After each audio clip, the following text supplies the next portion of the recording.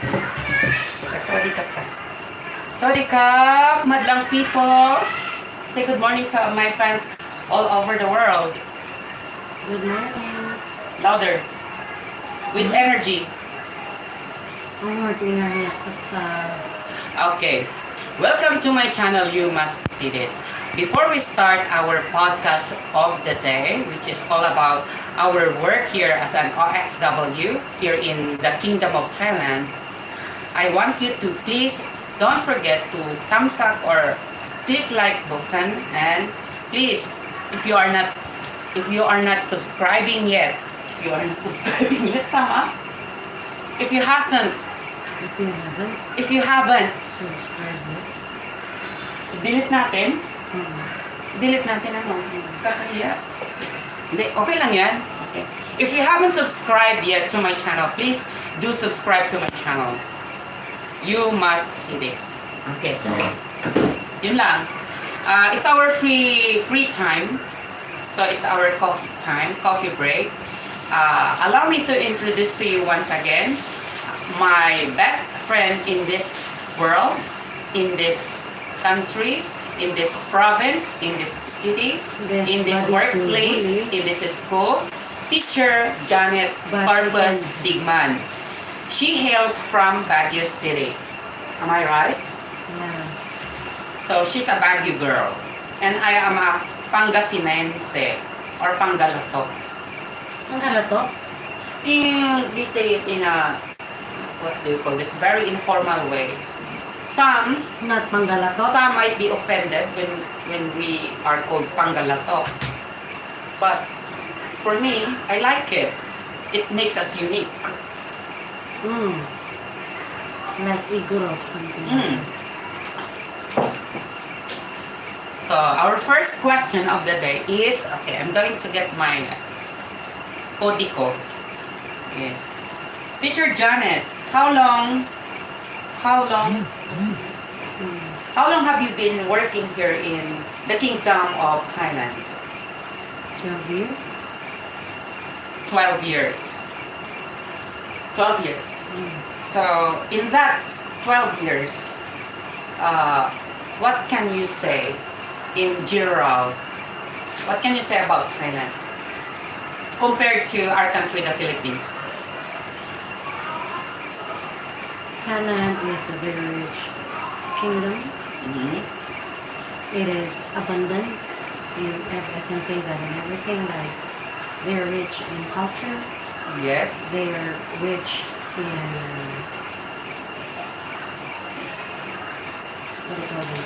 The supplies, food, and varieties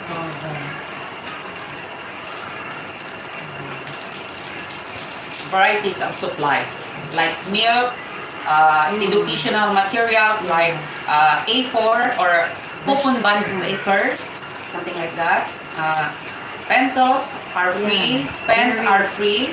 very well. By the way, our school is a semi-private school because we are working under a public school.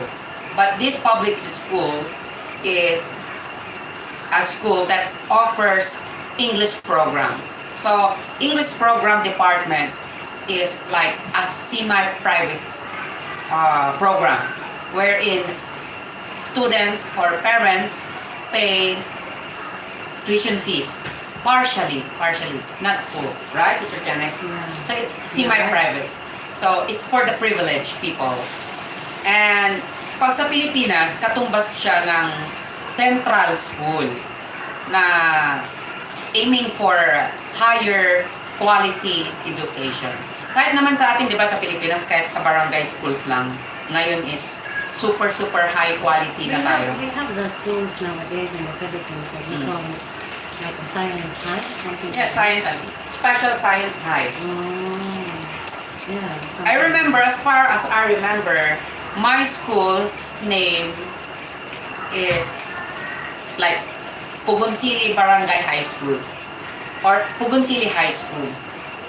And then, in my last year, it was named as Don Gaudin Chubidom Lao National High School because they inserted the word national national, the level of competence and the quality of education should be the same as the schools in our national schools, like Pangasinan National High School, Mangatarab National High School, Aguilar National High School. So even yes, even mga taram. Even a school that is in barangay, you call it national high school already. During my last year, 4th year high school.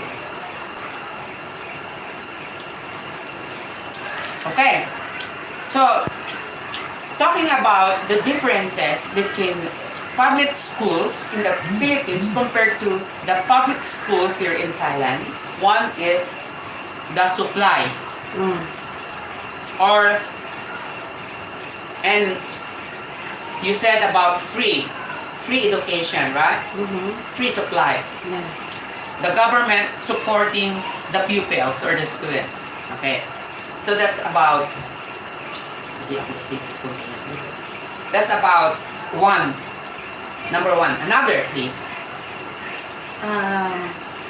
Actually, I just want to add on that topic because it's very timely that the issue of the supplies of bond papers back home. I feel like if only it's possible, if only if it's easy for us to send the needs of the schools, because of course we love our country land, our country home. So nowadays we see a lot of posts, teachers soliciting for the supplies of bond papers. And when we see that bond papers is just all around us, we do not even know how to dispose them because they are just there. How many boxes? And if only we could just send it. No? Yeah, we're talking about this A4 or bond papers, It is the first which class. are free. Yeah. And which are first class standard, like super thick, and it's not so thin that you can't even see the face, right? And it's white. It's Not not that even brown. translucent. Unlike in the Philippines, it looks like a Japanese paper. So that's the difference. The number one, supplies are free. Second, the supplies, though it's free, they are in good quality. Yeah. They are really free. Yes. And they have free milk time, right? They have free notebooks, free pad papers, pencils, and colored pencils. Yeah. Everything that our students use in their daily learning activities, they're all free as much as possible. But of course, if you want something more like, it's up to the parents to buy additional pencils or additional learning materials for their children. It's optional. And then actually, every student is allocated with the government budget, by which if they buy the school supplies outside the school, they can just present the receipt because whether they like it or not, the school will give them one by one the budget that is allocated by the government. Like for example, which the uniform is another budget is included. Uniform is still free, but the school supplies, meaning the notebooks, the pencils, they are well budgeted. Like every student would receive something like 600 plus, but in equivalent to like 1,000 plus in the Philippines. So each student would receive that. So if they bought their materials outside, like in the mall, they would just present the receipt and they are refunded. So that's how inspiring and encouraging. There is no reason for students to drop out because everything is there. Alright? So, yun ang gusto natin ding i-encourage sa Pilipinas na kaya natin to. Kaya natin. So, as educators here in the foreign land, in as much as we are trying our best to cater to the needs of the students, gusto rin namin ito yung sana magawa natin sa Pilipinas, which is we believe na ginagawa din din ng mga kababayan nating mga guro. Pero sometimes, even the teachers sacrifice just to supply the needs of their students kasi nga hindi kayang ibigay. What if the government would also budget the school supplies of the students? So yun ang isang kagandahan dito. Number three. So number one is the school supplies. Number two is the milk. It's for free. That's why food. students here are taller than us.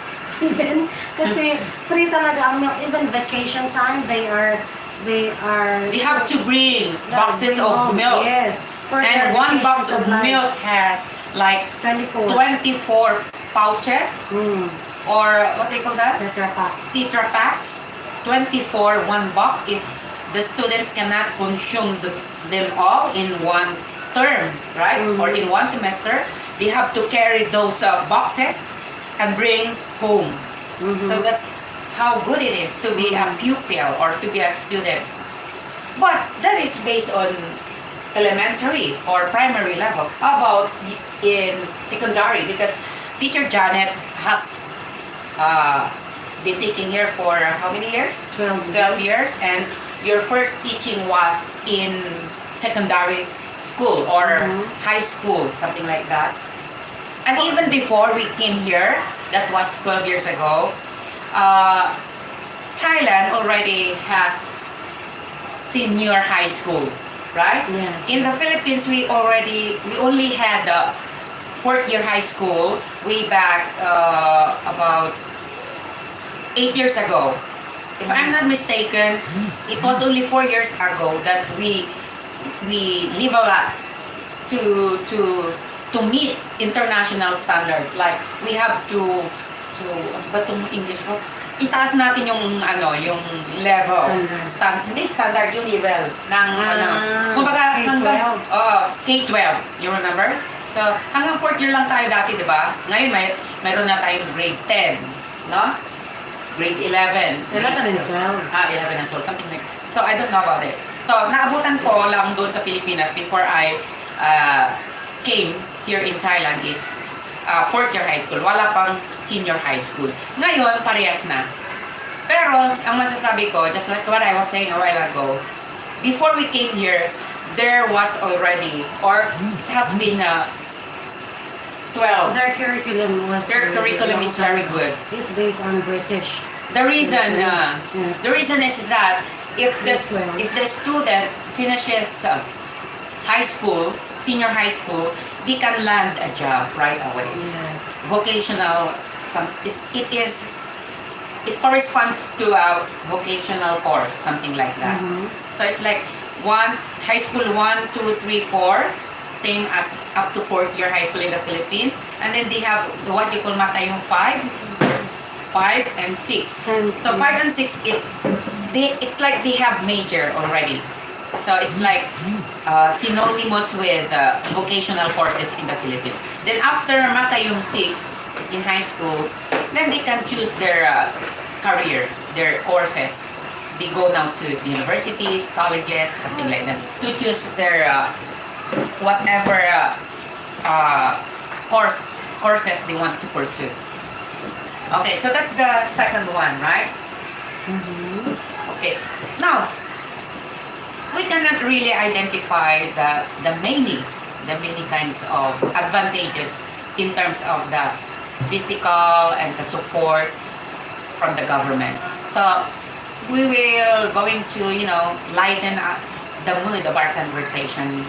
Like, what is our experience as OFW teachers here in Thailand?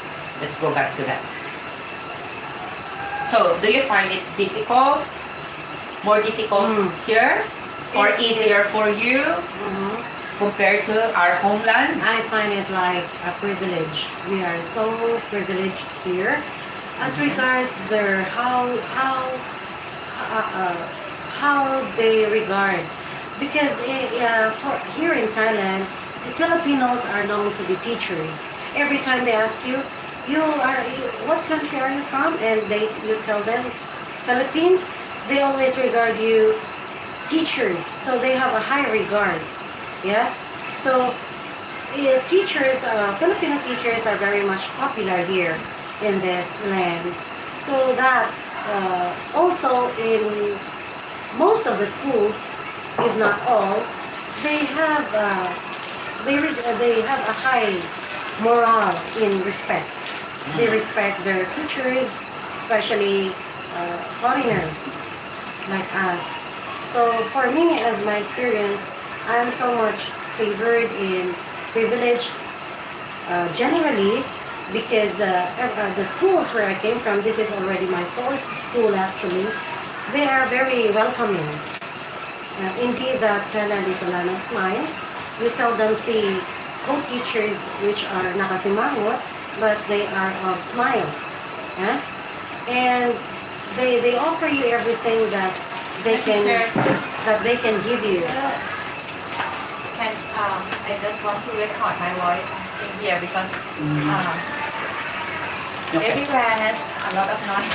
This is good. Hope I don't disturb you guys. Okay guys, so bye bye for now, and we will talk about something more as soon as something is going to Eklabum and Eklaber.